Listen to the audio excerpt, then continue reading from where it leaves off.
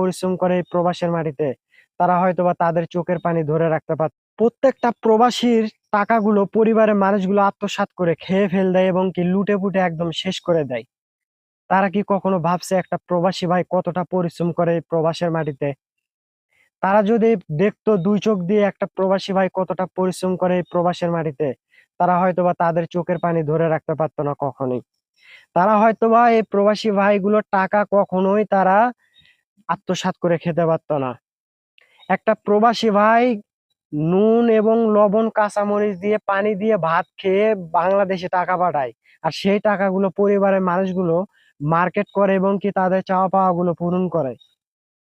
এমনও দেখছি বড় ভাইয়ের টাকা দিয়ে ছোট ভাইকে বিল্ডিং বাড়ি করে দিয়েছে তার বাবা।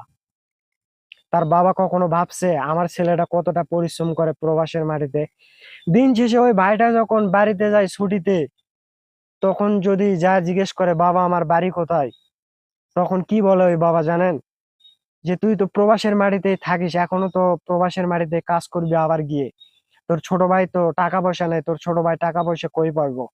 তুই এবার যা ছুটিতে যা, ছুটি থেকে বাড়ি